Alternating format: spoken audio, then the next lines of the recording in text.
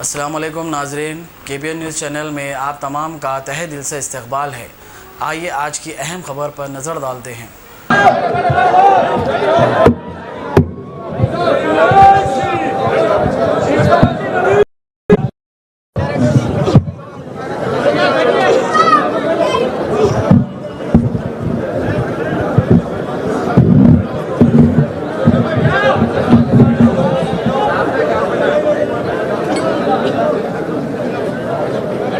اعوذ باللہ من الشیطان الرجیم، بسم اللہ الرحمن الرحیم، السلام علیکم ورحمۃ اللہ وبرکاتہ۔ مجلس اتحاد المسلمین کے معزز صدر و معتمدین و اراکین، محبان مجلس اتحاد المسلمین، مجلس اتحاد المسلمین کے معزز اراکین اسمبلی، اراکین قانون ساز کونسل،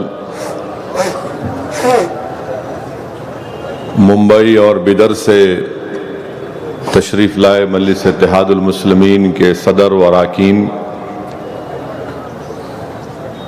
ضلع تلنگانہ کے نو منتخب شدہ اراکین بلدیہ، معزز حاضرین اکرام، میں آپ تمام کو اپنی جانب سے میری جماعت مجلس اتحاد المسلمین کی جانب سے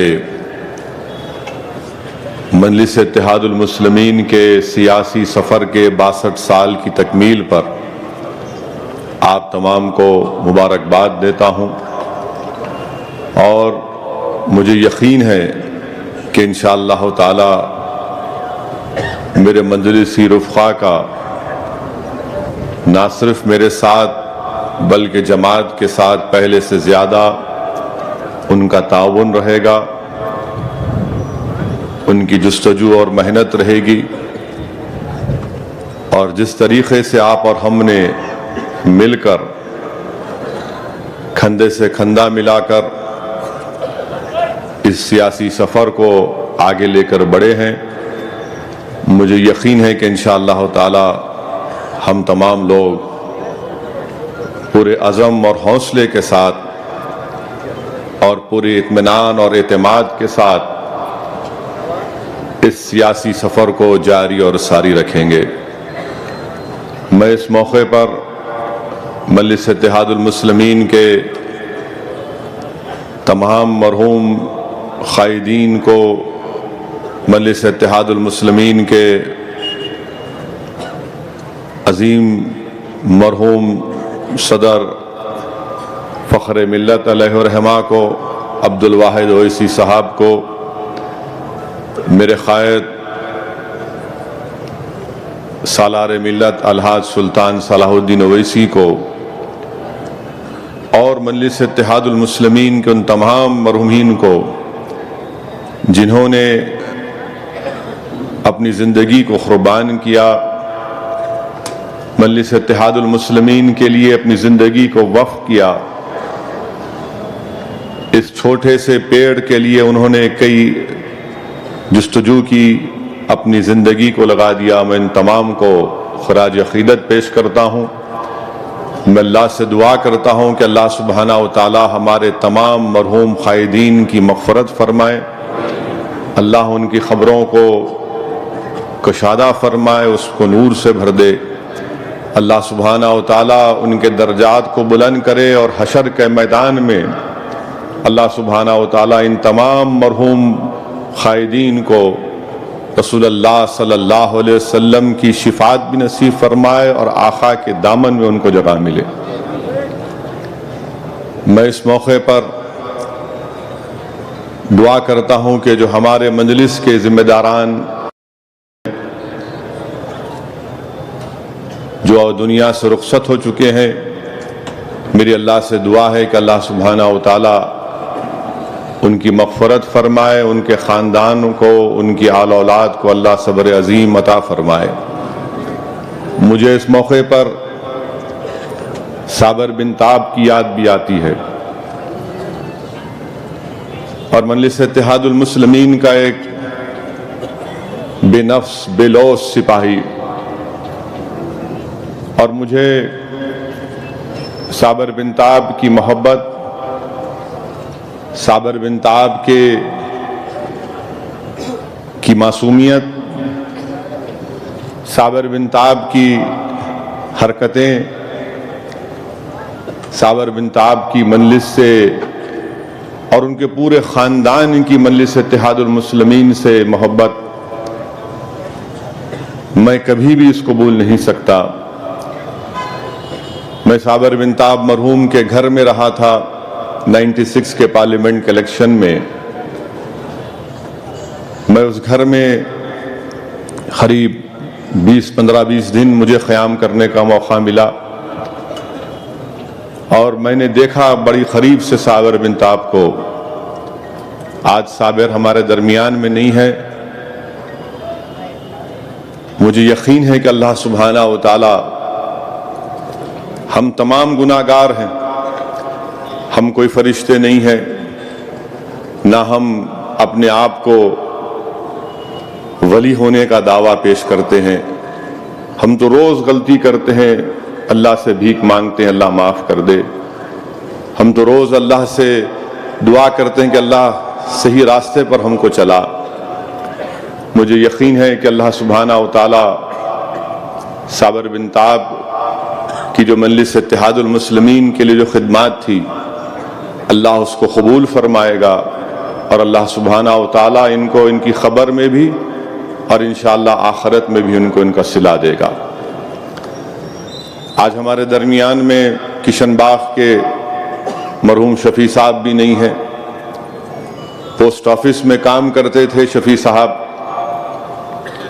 اور جب میں آج سے 26 سال پہلے پہلا اسمبلی کا الیکشن لڑا تھا، تو اس وقت کشن باغ میں اسد بابا نگر میں شفیع صاحب، مرحوم میجر صاحب، ہمارے سابقہ رکن بلدیہ عزیز بیگ صاحب،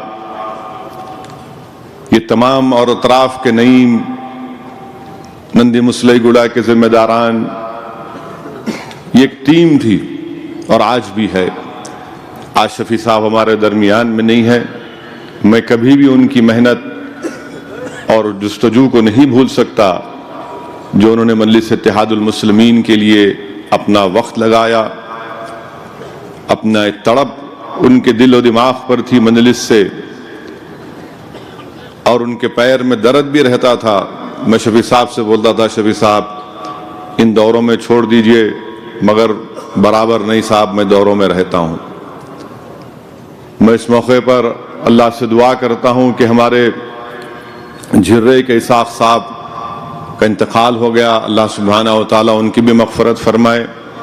یہ بھی بہت پرانے مجلس اتحاد المسلمین کے ذمہ داروں میں ان کا شمار ہوتا ہے۔ مرحوم قائد سالار ملت کے ساتھ بڑی محنتیں کی، اللہ سبحانہ و تعالیٰ ان تمام کی مغفرت فرمائے۔ ابھی آپ نے مجلس اتحاد المسلمین کے قائد مقننہ اکبر الدین اویسی صاحب کی بصیرت افروز اور تفصیلی خطاب کو سنا۔ میرے پاس اور زیادہ بولنے کے لیے کچھ نہیں ہے، اور بڑی تکلیف ہو جاتی ہے، مشکل ہو جاتا ہے کہ اکبر الدین اویسی کی تقریر کے بعد کوئی اور تقریر کرے۔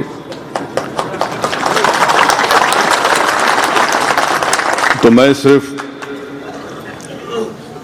اپنی اس مشکل سے اوپر اٹھ کر آج کے اس ہمارے جماعت کے یوم تاسیس پر، ہمارے 62 سال کے سیاسی سفر کے تکمیل پر، میں صرف اتنا ہی بتانا چاہوں گا آپ لوگوں کو کہ ہم کو اپنا سیاسی سفر جاری رکھنا ہے، اور بغیر کسی تکلیف کے، مخالفین کے الزامات کی پرواہ کیے بغیر، فرقہ پرست طاقتوں کے الزامات کی پرواہ کیے بغیر ان کی سازش کا شکار نہیں ہوتے ہوئے ہم کو اپنے سیاسی سفر کو جاری رکھنا ہے۔ مجلس اتحاد المسلمین صرف ایک سیاسی جماعت نہیں ہے، مجلس اتحاد المسلمین ایک سوچ بن چکی ہے، مجلس اتحاد المسلمین ایک پولیٹیکل تھاٹ بن چکی ہے، اور آج لوگ اس بات کو مان رہے ہیں کہ وطن عزیز بھارت میں ہم کو اپنی ایک سیاسی آواز کی ضرورت ہے، ہم کو اپنے نمائندوں کی ضرورت ہے جو بے خوف ہو کر مسائل کو حکومت کے سامنے، حکومت کے ایوانوں میں رکھیں، ہماری تکلیف، ہمارے پریشانی کے سوالات کا جواب وقت کے حکمرانوں سے پوچھیں۔ یہ ایک مثبت سوچ پوری ملک میں پیدا ہو چکی ہے مجلس اتحاد المسلمین کے لیے۔ اسی لیے ہم کو اور آپ کو پہلے سے زیادہ محنت کرنے کی ضرورت ہے، اور الحمدللہ تلنگانہ میں حالیہ بلدیہ کے انتخابات میں مجلس اتحاد المسلمین کا ایک تاریخی پرفارمنس رہا، بہترین پرفارمنس رہا۔ میں مبارکباد دیتا ہوں، شکریہ ادا کرتا ہوں مجلس اتحاد المسلمین کے اضلاع کے ان تمام ضلع کے، اس شہر کے صدر معتمدین کا کہ ہم تمام نے مل کر محنت کی، اور ہم نے نہ صرف کانگریس بی جے پی کو شکست دی بلکہ ہم نے بعض مقامات پر ٹی آر ایس سے بھی مقابلہ کیا اور ان کے امیدواروں کو بھی ہرایا۔ یہ آسان کام نہیں تھا کہ ایک برسر اقتدار جماعت کے سامنے مجلس کا ایک امیدوار جس کے پاس اتنی طاقت نہیں ہے، اتنے وسائل نہیں ہیں جو برسر اقتدار جماعت کے امیدوار کے پاس تھے، مگر سخت مقابلہ کیا اور ان تمام سیاسی جماعتوں کے دانت کھٹے کر دیے، اور ان کو بتایا کہ جب مجلس اتحاد المسلمین کا ذمہ دار، رکن، ممبر، محب جب میدان میں اتر کر جماعت کے پرچم کو اٹھاتا ہے تو میدان میں جب ہم اترتے ہیں تو مقابلے کے لیے جو ہمارے سامنے آتا ہے ہم اس کی طاقت، اس کے وسائل کی پرواہ کیے بغیر اپنے جماعت کے پیغام کو اور جماعت کی کامیابی کے لیے ہم محنت اور جستجو کرتے ہیں۔ یہ خراج عقیدت ہم پیش کر سکتے ہمارے بزرگوں کو کہ جو چیز انہوں نے ہماری عادت میں پیدا کر دی، جو ہماری فطرت میں پیدا ہو گیا کہ ہم نے اپنے بزرگوں کو بے لوث محبت اور محنت کرتے ہوئے دیکھا۔ آج الحمدللہ مجلس اتحاد المسلمین، ہمارے بزرگوں نے جو محنت کی، اس جماعت کی بنیادوں کو مضبوط کیا، ہم نہ صرف اپنی بنیاد کو اور مستحکم کریں گے بلکہ اس بنیاد پر انشاءاللہ تعالی ایک عالی شان عمارت کو تعمیر کریں گے، اور اس عمارت کے اینٹوں میں ہمارا خون بھی شامل ہوگا، ہمارے آنسو بھی شامل ہوں گے، ہمارے ارمان بھی شامل ہوں گے، ہمارے خوابوں کو ہم پورا کریں گے، اور اگر ضرورت پڑی تو ہم اپنا ہر چیز اس عمارت کی تعمیر کے لیے اپنا قربان کر دیں گے۔ وہ عمارت پہچان جو بھارت کی جمہوریت ہم کو اس بات کی اجازت دیتی ہے۔ میرے عزیز دوستوں اور بزرگوں، ایک اور بات میں آپ کے سامنے رکھنا ضروری سمجھتا ہوں، کیونکہ مجھے یہاں سے اس ہمارے جماعت کے جلسے کو ختم کرنے کے بعد مجھے فوراً گنٹور کو جانا ہے، وہاں پر جلسہ ہے CAA NPR NRC کے خلاف، پھر وہاں سے واپس آ کر کل صبح میں انشاءاللہ دلی جانا ہے اور پارلیمنٹ میں دلی کی بربریت کے سلسلے میں آواز کو اٹھانا ہے۔ تو مجھے تھوڑے سے موقع میں اپنی بات کو، وقت میں اپنی بات کو رکھ کر میں اپنی تقریر کو ختم کر دوں گا۔ آپ جانتے ہیں کہ مجلس اتحاد المسلمین نے ہمیشہ بے خوف ہو کر حق کو بیان کیا ہے، اور میں صاف طور سے کہنا چاہ رہا ہوں کہ ہم کسی کے محکوم یا غلام نہیں ہیں، ہم کسی کے محکوم یا غلام نہیں ہیں، بلکہ میں اپنا یہ مذہبی فریضہ سمجھتا ہوں، اپنا انسانی فریضہ سمجھتا ہوں، اپنا ملکی فریضہ سمجھتا ہوں کہ جو کچھ دلی میں ہوا ہے اس کے بارے میں آپ کے سامنے بیان کروں، اور میرے بیان کرنے کا مقصد آپ نہیں ہے، بلکہ میرے بیان کرنے کا مقصد یہ ہے کہ بھارت کے وزیر اعظم کی کانوں تک یہ بات پہنچ سکے۔ میرے بیان کرنے کا مقصد یہ ہے کہ بھارت کے وزیر اعظم کے سینے میں جو دل ہے اس کی دھڑکنوں میں ذرا ہماری تکلیف کا بھی اظہار پیدا ہو جائے۔ میرے بیان کرنے کا مقصد آپ نہیں ہے، بلکہ اب میں جو بیان کرنے جا رہا ہوں وہ بھارت کے وزیر اعظم کے لیے بیان کر رہا ہوں کہ شاید تیرے دل میں اتر جائے میری بات۔ مجھے تو یقین نہیں ہے، مگر میں اپنی کوشش کر رہا ہوں بحیثیت اس عظیم ملک کے ایک شہری کے ناطے، بحیثیت ایک عوام کے منتخب شدہ نمائندے کے، ہم بھارت کے وزیر اعظم سے پوچھنا چاہتے ہیں کہ بھارت کے وزیر اعظم، دلی میں اتنا بڑا فساد ہوا، آپ نے اب تک اپنی زبان کو نہیں کھولا۔ ہم بھارت کے وزیر اعظم سے پوچھنا چاہتے ہیں، محترم پردھان منتری صاحب، اتر پردیش میں کل آپ نے 2 تقاریر تو کی،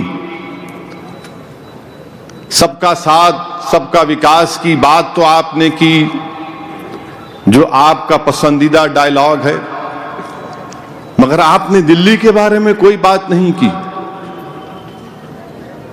بھارت کے وزیر اعظم سے ہم پوچھنا چاہتے ہیں کہ پردھان منتری، کیا آپ جانتے بھی ہیں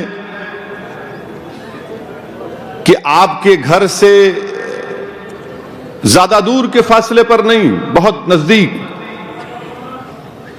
جس گھر میں آپ رہتے ہیں، جس گھر میں آپ رہتے ہیں وہ آپ کا ذاتی گھر نہیں ہے، وہ بھارت کی جنتا کا گھر ہے۔ اس گھر سے آدھا گھنٹے کے 20 منٹ کے فاصلے پر، جس میں اب تک 40 سے زائد بلکہ 42 لوگوں کی ہلاکت ہوئی ہے، مارے گئے ہیں۔ ہم جاننا چاہتے ہیں پردھان منتری، آپ جانتے ہیں پردھان منتری کے 80 سے زائد لوگوں کو گولی لگی، کہ کروڑ روپے کی جائیدادوں کو جلا دیا گیا، نقصان ہو گیا۔ ہم بھارت کے وزیر اعظم سے یہ پوچھنا چاہتے ہیں کہ کیا آپ جانتے بھی ہیں کہ ایک آئی بی کا آفیسر جس کا نام ارما ہے، اس کو مار دیا گیا، اور اتنا بے دردی سے انکت کو مارا گیا کہ اس کو جسم پر کئی چاقوں کے وار مار کر اس کی لاش کو ڈرین میں پھینک دیا گیا۔ بھارت کے وزیر اعظم کیا جانتے بھی ہیں کہ وہ جو 4 بچوں کا ویڈیو آیا تھا پرائم منسٹر، آپ نے دیکھا ہوگا، کیونکہ مجھے یہ بتایا گیا ہے کہ جب آپ صبح اٹھتے ہیں اور اپنی دن کا آغاز کرتے ہیں تو آپ کے سامنے بھارت کے جتنے اپوزیشن کے لیڈرز ہیں ان کی نیوز آپ کو دی جاتی ہے، اور اس کا مطالعہ آپ دیکھتے ہیں اپنے آئی پیڈ کے اوپر۔ مجھے یقین ہے کہ آپ نے دیکھا ہوگا کہ 4 مسلم بچوں کو لٹا کر پولیس مارنے کے بعد ان سے کہہ رہی ہے کہ جن گن من پڑھو، اور ایک بچہ تکلیف سے لیٹے لیٹے جن گن من پڑھ رہا ہے۔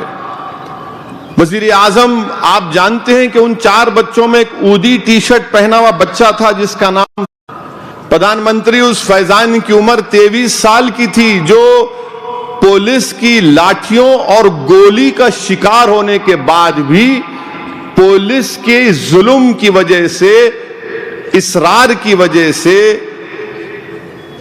जनगण मन पढ़ रहा था। प्रधानमंत्री, आपको मालूम कि फैजान की मौत हो गई? और उसकी मां ने क्या कहा? प्रधानमंत्री सुनिए, उसकी मां ने कहा कि जब फैजान की लाश को घर को लाया गया तो फैजान के खोपड़ी से खून बह रहा था, फैजान का जबड़ा टूटा हुआ था। प्रधानमंत्री, आप ये जानते नहीं होंगे, इसलिए मैं कह रहा हूं आपको, ताकि आप तक हम दीवानों की आवाज पहुंच जाए। प्रधानमंत्री, क्या आप जानते हैं कि एक 85 साला महिला जिसका नाम अकबरी बेगम था, वो जल गई अपने घर में। वजीर आजम 85 साला महिला हैं।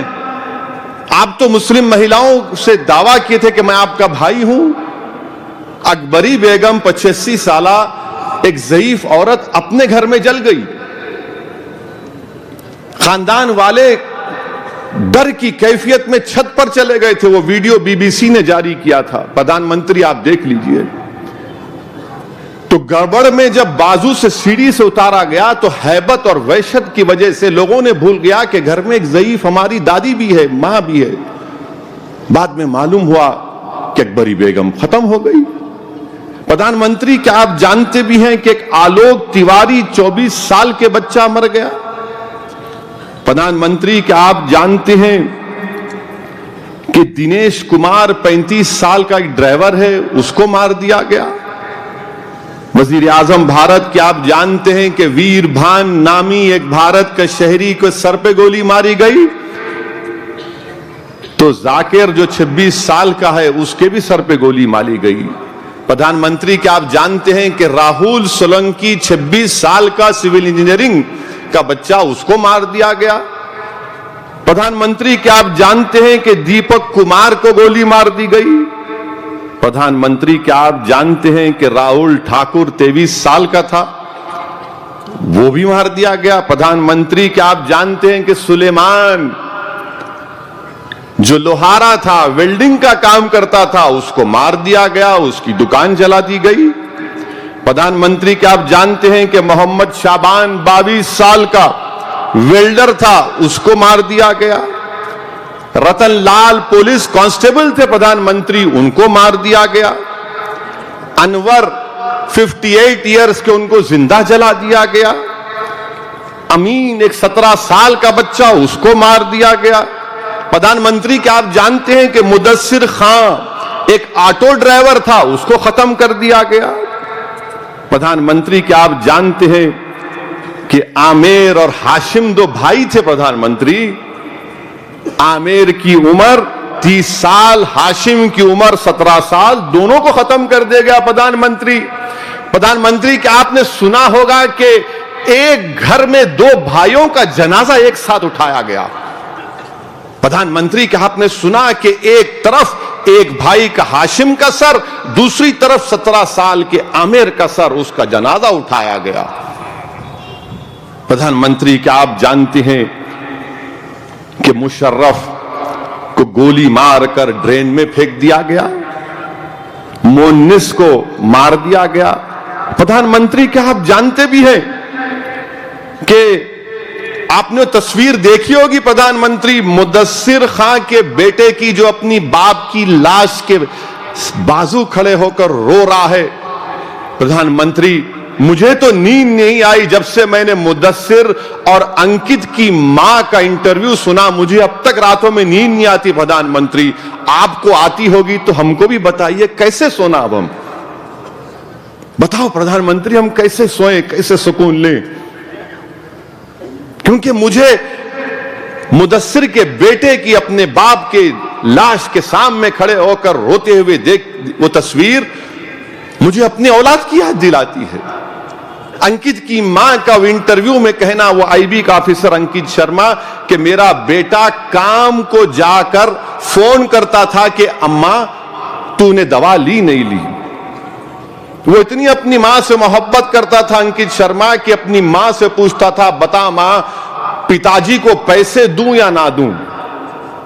प्रधानमंत्री क्या आप जानते हैं कि एक बीएसएफ का ऑफिसर था जो 3 साल जम्मू में, जिसने 3 साल जम्मू में खिदमत की, बीएसएफ का ऑफिसर वहां पर पाकिस्तान से आए हुए दहशतगर्दों से मुकाबला करता था, वो, उसका नाम है मोहम्मद अनीस। उसके घर पर लिखा हुआ था प्रधानमंत्री के मैं बीएसएफ का कांस्टेबल हूं, तो जालिमों ने घर में घुसकर मोहम्मद अनीस के घर को जला दिया। प्रधानमंत्री क्या आप जानते हैं कि मोहम्मद अनीस के घर वालों ने कहा कि हम इंस्टॉलमेंट में ज्वेलरी खरीदते थे ताकि अनीस की शादी कराएंगे और उसकी एक कजन की शादी कराएंगे। उनकी 5 लाख की ज्वेलरी जल गई, 10 लाख जल गए। प्रधानमंत्री आपकी जानकारी के लिए कह रहा हूं, आपको शायद नहीं मालूम होगा इसलिए कह रहा हूं क्योंकि अब तक आपने कुछ नहीं कहा। हम तो उम्मीद कर रहे थे कि आप भारत के वजीर आजम हैं, दस्तूरी अखलाकी जिम्मेदारी आप पर है, आप कुछ तो बोलेंगे, कुछ तो बोलेंगे आप, क्योंकि मरने वाले प्रधानमंत्री पूरे भारत के हैं, ये कोई दूसरे मुल्क के नहीं है, ये भारत के शहरी हैं। इसमें हिंदू भी है, मुसलमान भी है। कुछ तो बोलो प्रधानमंत्री, खामोशी को तोड़ो। प्रधानमंत्री मैं आपको दावत दे रहा हूं, क्या आप जानते हैं कि राम कुमार पासवान का 15 साल का बेटा नितिन 9th क्लास का था, वो मर गया, उसको मार दिया गया। प्रधानमंत्री क्या आप इतनी हिम्मत करके शिव विहार को जा सकते हैं? प्रधानमंत्री आप, हम भारत के वजीर आजम से ये रिक्वेस्ट कर रहे हैं कि कभी चले जाइए ना शिव विहार को, जाकर देखिए शिव विहार में क्या हो रहा है। प्रधानमंत्री क्या आपको मालूम कि इन फसादात में मुसलमानों ने जो मिक्स लोकेलिटी में रहते थे उन्होंने अपना घर बार छोड़कर चले गए। प्रधानमंत्री क्या आप उनको वापस लाकर उस महल्ले में रखेंगे? क्या प्रधानमंत्री करेंगे ये काम? क्योंकि दिल्ली का लॉ एंड ऑर्डर मरकजी हुकूमत गवर्नमेंट ऑफ इंडिया के पास है। प्रधानमंत्री हम आपसे पूछ रहे हैं और आपसे पूछने का हमको पूरा हक है। अगर ये हेट स्पीच है तो भाड़ में जाए, मुझे उसकी फिक्र नहीं है, क्योंकि मैं जब तक जिंदा रहूंगा हक को बयान करूंगा और मेरी जबान उसी वक्त खत्म होगी जब मेरी आंख बंद हो जाएगी। और मेरी आंख बंद होने से पहले भी इंशाअल्लाह ताला हम ऐसे अपनी जमात के जिम्मेदारों को तैयार करेंगे कि बेटा तुम हमसे ज्यादा अच्छा बोलना, और बोलेंगे। बेटे भी बोलेंगे, बेटियां भी बोलेंगी, बच्चे भी बोलेंगे, महिला भी बोलेंगे, मगर प्रधानमंत्री कुछ बोलते ही नहीं है। प्रधानमंत्री क्या आप जानते कि यह फसाद एक मुनज्जम तरीके से हुआ और आपके जहनियत, आपकी पार्टी के लोगों के बयानात की वजह से फसाद हुआ? प्रधानमंत्री ये बड़ी तैयारी के साथ हुआ प्रधानमंत्री। ये कम्युनल राइट, ये कम्युनल राइट उसको नहीं कहा जा सकता, बल्कि ये एक प्रोग्राम था। प्रधानमंत्री हम तो उम्मीद कर रहे थे कि 2002 से आपने कुछ लेसन लिया होगा और दोबारा होने नहीं देंगे, क्योंकि 2002 में जेनोसाइड हुआ, अब 2020 में दिल्ली में जेनोसाइड हुआ। प्रधानमंत्री 2 डिकेड्स में 2 जेनोसाइड। बताओ प्रधानमंत्री ये क्या हो रहा है? क्यों आपके लीडर ने बयान दिया था और लोग बोलते नहीं नहीं, क्यों देगा वो? मेरे भाई, मेरे बुजुर्गों और टीवी के जिम्मेदारों और टीवी के चैनल पर जो एंकर बैठते हैं, जो मोदी से बहुत ज्यादा मोहब्बत करते हैं, वजीर आजम से वो मोहब्बत करते हैं, और मैं वजीर आजम के उस अजीम वजारत उज़्मा के ओहदे की इज्जत करता हूं, शख्स की नहीं, ओहदे की इज्जत करता हूं मैं। हम उन एंकरों से भी पूछना चाहते हैं कि कभी ये सवालात क्यों नहीं करते आप? मगर क्या करेंगे बेचारे, अगर पूछ लेंगे तो फिर उनसे भी कुछ हो जाएगा। प्रधानमंत्री क्या आप जानते हैं कि एक मुस्लिम खानदान को एक हिंदू ने बचाया? ایک ہندو نے بچایا، اور وہ مسلمان این ڈی ٹی وی کے ایک کلپ میں کہہ رہا ہے کہ میں گھر پہ چھپ گیا اوپر جا کر، تو میں نیچے دیکھ رہا تھا، میرے بھائی کو دنگائیوں نے پکڑ لیا، گولی ماری، میرا بھائی نیچے گرا، پھر اٹھا، پھر گولی ماری، اس کے بعد میرے بھائی کو جلا دیا۔ اور ہندو کے اخبار کی آج رپورٹ ہے کہ اس خاندان کے اس بڑے بھائی نے جو بیان کیا، اس نے مورچری میں جا کر اپنے بھائی کا ایک کٹا ہوا پیر کو دیکھ کر کہا کہ یہ میرا بھائی ہے، کیونکہ بھائی کو معلوم تھا کہ بھائی کے پیر کے انگلیوں کے ناخن ٹیڑھے تھے، کہا یہ میرا بھائی ہے۔ پردھان منتری، اب تو جسم بھی نہیں مل رہا ہے پردھان منتری، خالی ٹانگ مل رہی ہے پردھان منتری، کچھ تو بولو پردھان منتری۔ آپ بھارت کے پرائم منسٹر ہیں، آپ بی جے پی کے نہیں ہیں، آپ صرف ان 3 لوگوں کے پردھان منتری نہیں ہیں جن کی تقاریر کی وجہ سے یہ تمام فساد ہوا ایک منصوبہ بند طریقے سے۔ بتاؤ آپ، یہ ہندو اخبار کی آج کی رپورٹ ہے۔ پردھان منتری کہ آپ جانتے ہیں کہ ہندوستان ٹائمز کے ایک مشہور ایڈیٹر ہیں ششیر گپتا نے اخبار میں لکھا، ہندوستان ٹائمز میں، کہ بسز میں لوگوں کو لایا گیا تھا گڑبڑ کرانے کے لیے۔ ہندوستان ٹائمز، میں جو کچھ کہہ رہا ہوں اپنے دماغ سے نہیں، پڑھ کے کہہ رہا ہوں۔ ہم وزیر اعظم سے جاننا چاہتے ہیں کیا ہو رہا ہے بھارت میں۔ بھارت کی راجدھانی، بھارت کا دارالحکومت، بھارت کا کیپٹل، انڈیا کا کیپٹل نیو دلی میں شیو وہار سے لوگ کہہ رہے ہیں کہ شیو وہار ایک کھنڈیر نظر آ رہا ہے، بھوت بستی نظر آ رہی ہے شیو وہار۔ کون ہے پردھان منتری یہ لوگ جو کہہ رہے ہیں گولی مارو دیش کے غداروں کو؟ پردھان منتری کون ہے یہ لوگ؟ بتاؤ نا۔ پردھان منتری، ہم نے سمجھا تھا کہ 6 دسمبر 92 میں مسجد کو شہادت کے بعد دوبارہ ہم نظارہ نہیں دیکھیں گے، مگر اشوک نگر میں ہم نے دیکھ لیا پردھان منتری کہ لوگ مسجد کی مینار پر چڑھ کر اسپیکر کو توڑتے ہیں، اس پر بھگوا جھنڈا لگاتے ہیں اور نیچے لوگ کھڑے تھالی مارتے ہیں۔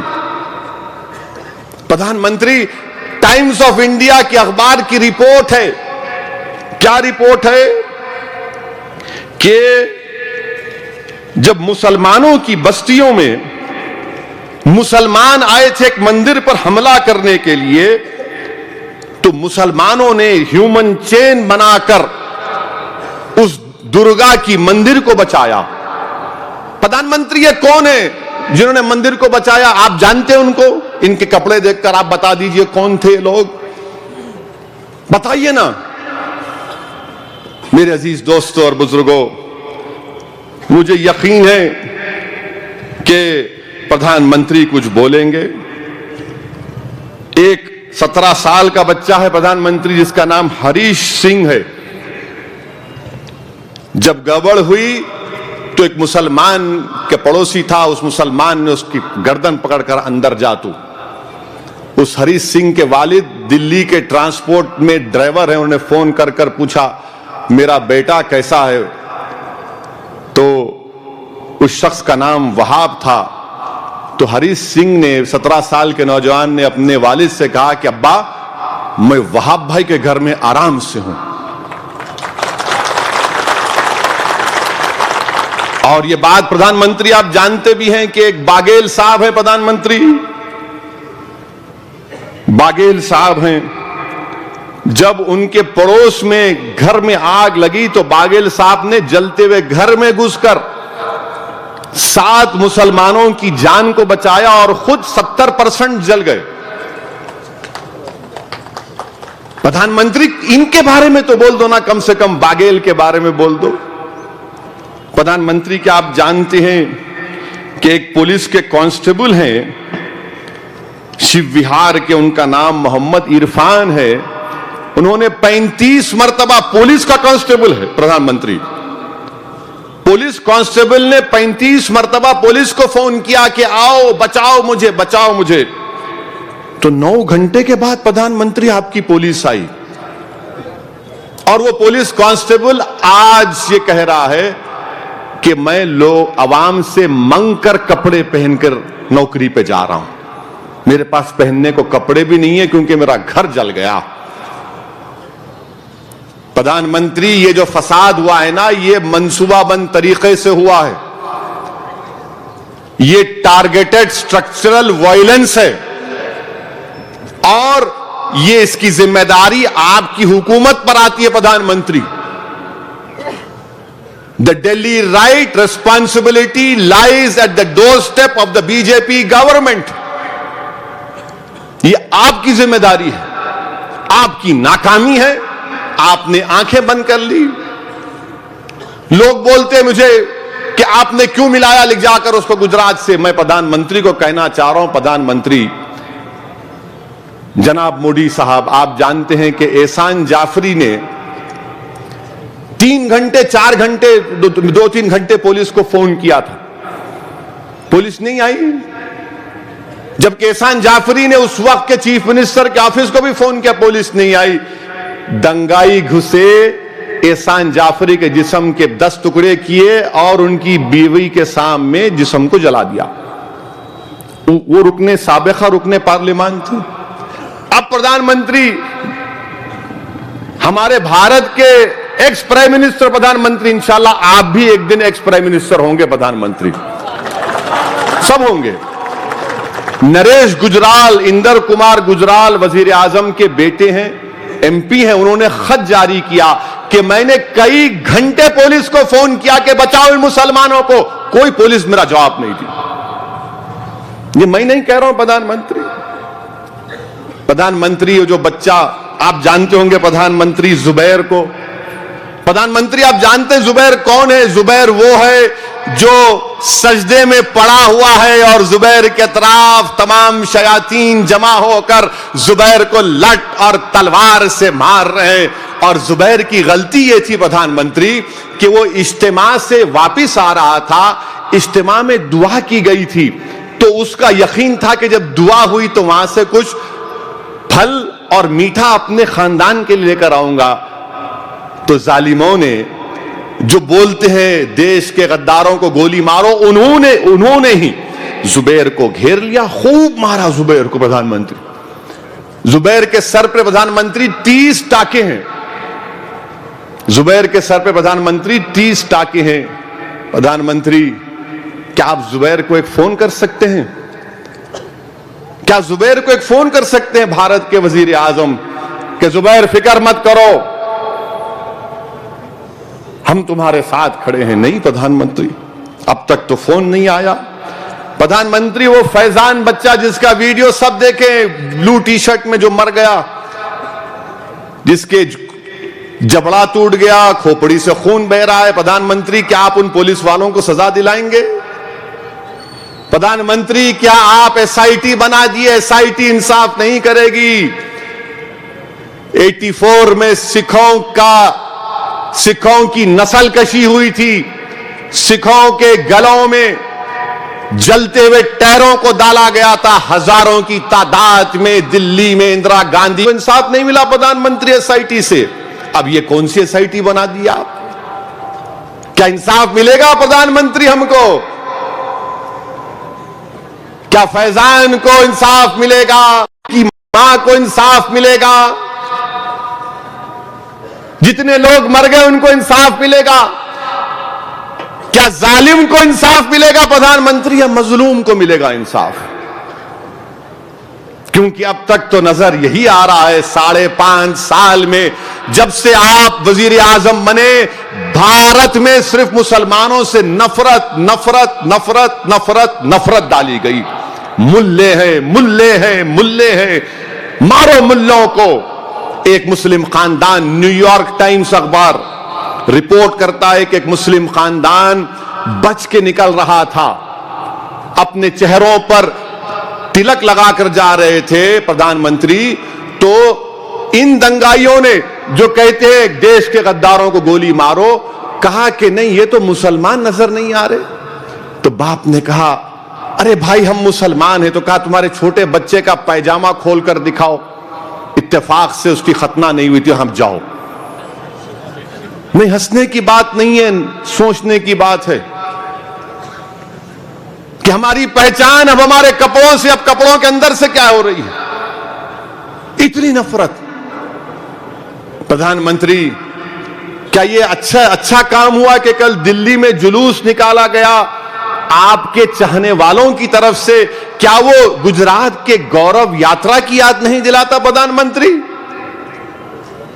میرے عزیز دوستوں اور بزرگوں، میں امید کرتا ہوں کہ بھارت کے ہمارے وزیر اعظم میری تقریر کو سنیں گے اور مجھ پر کیس بک کرنا ہے تو بک کر لو، آپ جیل میں ڈالنا ہے ڈال دو، آپ گولی مارنا ہے تو مار دو، کیونکہ آپ کے چاہنے والوں کی نظروں میں غدار ہوں۔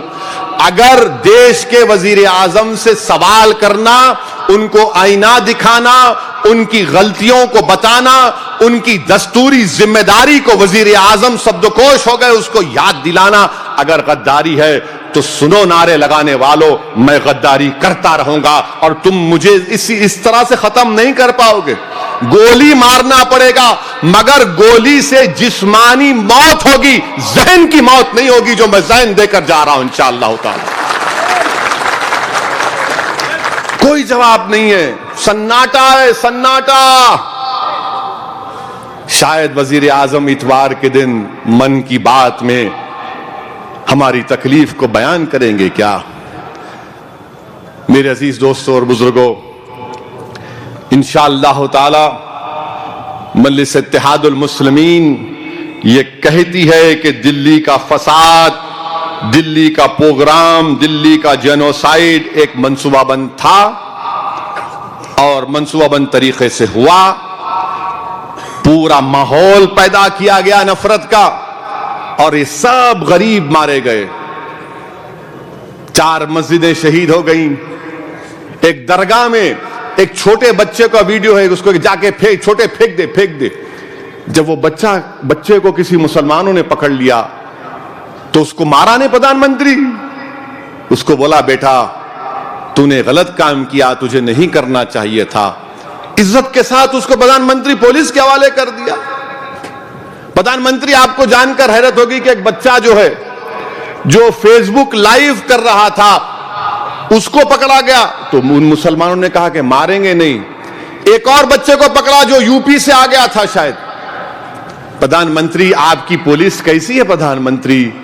یہ عجیب دلی کی پولیس ہے آپ کی۔ پردھان منتری، یہ پولیس کے دلوں میں اتنی نفرت کیوں پیدا ہوگی مسلمانوں کے بارے میں؟ پردھان منتری، ایک مسلمان 100 پہ ڈائل کرتا ہے پولیس سے مدد کے لیے تو پولیس کہتی ہے کہ بھگتو ملو۔ پردھان منتری، یہ کیسی پولیس ہے؟ مگر ایک دلی کے پڑوس میں غازی آباد کا ایک IPS آفیسر، اس کا جورسڈکشن نہیں ہے، جب اس نے دیکھا کہ گھر جل رہے ہیں، گولیاں چل رہی ہیں، اس نے کود کر آ کر اپنی اخلاقی ذمہ داری کو نبھایا، ہم اس کو بھی سلام کرتے ہیں۔ مگر دلی کے پولیس کمشنر سے ہم کہتے ہیں کہ کمشنر صاحب جو ہٹ چکے ہیں، کیا آپ کو ان چہروں کو دیکھ کر کبھی زندگی بھر نیند آئے گی؟ اس بربادی کو دیکھ کر آپ کو سکون ملے گا؟ ان جلتے ہوئے گھروں کو دیکھ کر تم کو اپنے گھر میں سکون نصیب ہوگا؟ ہاں، اگر تم انسان ہو تو تم کو کبھی یہ چین سکون نصیب نہیں ہوگا۔ جس کے دل میں ایک دھڑکتا ہوا دل ہوگا، جس کو انسانیت سے محبت ہوگی، وہ برابر انصاف کرے گا۔ آپ دیکھو کہ اس ملک میں نفرت پیدا کر دی گئی ہے بھارت میں۔ جب نہرو وزیر اعظم تھے تو ایک مسلمان نے فون کیا نہرو کو کہ میری دکان ہے، جلانے آ رہے ہیں، تو نہرو نے کہا تو رک وہاں پر، میں 10 منٹ میں آ رہا ہوں۔ پرائم منسٹر تھا نہرو اور نہرو نے پولیس کو لے کر آیا وہاں پر، وہ پرائم منسٹر ہے۔ پردھان منتری، ذرا نہرو سے سیکھ لیجئے کچھ۔ مجھے معلوم ہے کہ آپ کو نہرو پسند نہیں ہے مگر کچھ تو۔ میرے عزیز دوستوں اور بزرگوں، یہ مختصر وقت میں میں نے دلی کی بربادی کو آپ کے سامنے بیان کیا ہوں۔ افسوس ہوتا ہے مجھے، تکلیف ہوتی ہے۔ انشاءاللہ تعالی ہم اپنی طرف سے، میں امتیاز جلیل اور ہمارے تمام اراکین اسمبلی اور مجلس کے پورے اراکین بلدیہ اپنی 1 مہینے کی تنخواہ دلی کے فساد میں برباد اور مرنے والوں کی امداد میں انشاءاللہ ہم دیں گے۔ اور میں دلی میں جو غیر سیاسی تنظیمیں ہیں ان سے بھی بات کر رہا ہوں کہ ہم ان کا کیا تعاون کر سکتے ہیں. ہم کچھ بھی نہیں کر سکتے میرے بھائی, کم سے کم ہم ان بہنے والے آنسوؤں کو تو پہنچ سکتے ہیں. اگر انسانیت کو زندہ رکھنا ہے تو بھارت کو بچانا پڑے گا. پردھان منتری یاد رکھو کہ جس زبیر کو مارا گیا تھا, وہ بچہ جس کے اطراف میں گھیر کر زبیر کو مار رہے تھے, پردھان منتری سنو, پولیس والوں سنو, سیکیورٹی ایکسپرٹ سنو, جب زبیر کو مارنے کی تصویر آئسس نے اپنی میگزین پر لگا دی, ولایت الہند, اور قرآن کی ایک آیات اس پر چھاپ دی, یہ آئسس کو تم موقع دے رہے ہو, تم دشمن ہو, تم آئسس کو موقع دے رہے ہو. آئسس نے زبیر کی تصویر کو لگا کر اپنی فوٹو چھاپ دی آئسس نے. وزیر اعظم آپ کو ریا کرنا چاہیے, آپ کو بتانا چاہیے, دیش کو تیقن دینا چاہیے کہ 2024 سے پہلے ان تمام ظالموں کو جیل میں ڈالا جائے گا جنہوں نے انکت کو مارا, جنہوں نے سلمان کو پولیس والے مارے ان کو جیل میں ڈالو, سسپینڈ کرو پہلے آپ. جنہوں نے غریبوں کو مارا, گھروں کو جلا دیا, یہ آپ کی ذمہ داری ہے پردھان منتری. مجھے نہیں معلوم آپ کریں گے نہیں کریں گے, ہم تو صرف اپنی بات کو آپ کے سامنے رکھیں گے, کیونکہ میں آپ کا محکوم نہیں ہوں, میری زبان آپ کی غلام نہیں ہے, میری سوچ تم سے ڈرنے والی نہیں ہے, کیونکہ ہندوستان کا سنویدھان مجھے اس بات کی اجازت دیتا ہے کہ وقت کے وزیر اعظم کے سامنے میں اپنی بات کو رکھ سکوں.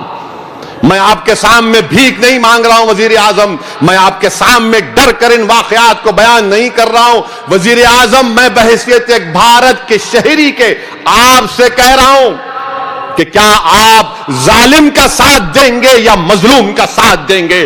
کیا آپ انصاف ان غریبوں سے کریں گے نہیں کریں گے؟ چاہے مرنے والا ہے مسلمان ہو یا ہندو ہو, انصاف تو ہونا چاہیے. کیا وزیر اعظم کریں گے نہیں کریں گے مجھے نہیں معلوم. عزیز دوستوں اور بزرگوں, آخر میں یہ CAA, NPR, NRC کا قانون, اس کے خلاف احتجاج چل رہا ہے اور چلتا رہے گا. 6 تاریخ سے تلنگانہ کی اسمبلی سیشن کا آغاز ہو رہا ہے. اس اسمبلی سیشن میں اکبر الدین اویسی کی قیادت میں مجلس اتحاد المسلمین اس بات کا مطالبہ کرے گی کہ تلنگانہ کی حکومت CAA پر تو کیبنٹ نے فیصلہ لے لیا کہ CAA کے خلاف آپ نے قرارداد کو, ریزولوشن کو پاس کیا. ہم تلنگانہ کے وزیر اعلیٰ سے اس بات کا مطالبہ کرتے ہیں کہ چندرشیکھر راؤ صاحب سے کہ وہ NPR پر بھی سٹے لگائے. NPR پر سٹے لگانے سے ہی غریبوں کا فائدہ ہوگا. کل انگریزی کا اخبار ٹائمز آف انڈیا کی رپورٹ ہے کہ اگر حیدرآباد میں NRC ہوگا تو پورے حیدرآباد میں کم سے کم 11 لاکھ لوگ کے نام نہیں آئیں گے. 11 لاکھ. اور آپ کو معلوم کہ 11 میں کم سے کم 8-9 تو ہم ہی رہیں گے, کیونکہ ہمارے چہروں پر لکھا ہوا ہے دیش کے غدار ہیں. 10.5 لاکھ عوام کے نام نہیں آئیں گے. یہ ٹائمز آف انڈیا اخبار میں آیا, اور کوئی ماشاءاللہ وہ صاحب ایکسپرٹ ہیں, ڈیٹا کے ایکسپرٹ ہیں, وہ لکھ رہے ہیں, میں تو نہیں ہوں. اگر میں بولتا تو بولتے ہیں ڈرا رہے. میرے بھائی, آسام میں ایک ہماری بہن ہے جس کا نام ذکر کر دوں آپ کے سامنے, کیونکہ ہمارے دشمن جو ہے ٹی وی پر اب شروع ہو گئے ہوں گے, دیکھو انہیں بھڑکاؤ بھاشن دے رہا. بہت محبت ہے. ایک محترمہ کا نام ہے مومنہ نیسا, 10 سال ڈیٹینشن کیمپ میں تھی عورت. یہ 10 سال 10 ایئرز ڈیٹینشن کیمپ میں تھی, اور رہا ہونے سے 2 مہینے پہلے شوہر کا انتقال ہو گیا. یہ ہے NRC ہوگا تو یہ تمام چیزیں ہوں گی. اسی لیے ہم چیف منسٹر سے, تلنگانہ کے چیف منسٹر سے گزارش کرتے ہیں کہ آپ NPR پر سٹے لگائیے. اور یہ جو بہار کے چیف منسٹر جو آنکھوں میں دھول جو کر نتیش کمار صاحب, آپ سب کو بیوقوف بنا سکتے, میرے کو نہیں بنا سکتے آپ. نتیش کمار کیا ایک اسمبلی میں ایک ریزولوشن پاس کر دیے. کیا ریزولوشن؟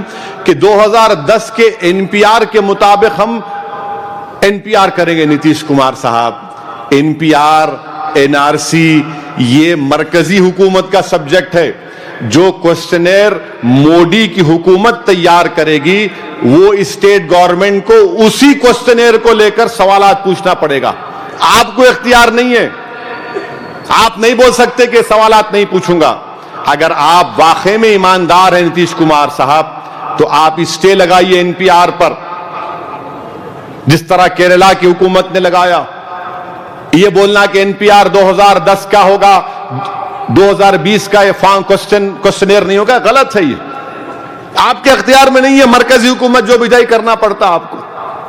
اسی لیے ہم پوچھنا چاہتے ہیں نتیش کمار سے، رام ولاس پاسوان صاحب سے، اکالی دل سے پوچھنا چاہتے ہیں دلی کے فساد کے بارے میں آپ کیوں خاموش بیٹھے ہیں؟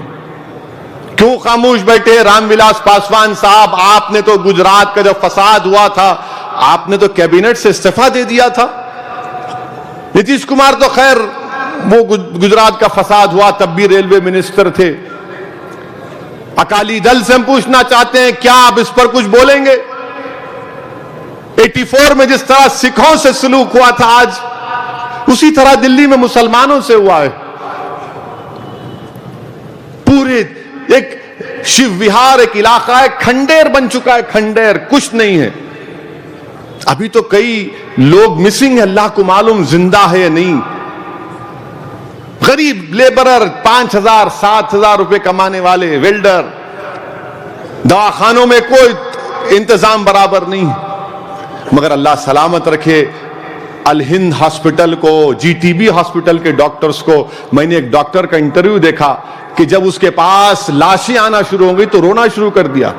تو لوگوں نے کہا ڈاکٹر صاحب آپ روئے تو کیسے؟ بولے میں کیسا علاج کروں گا ان لوگوں کو دیکھ کر.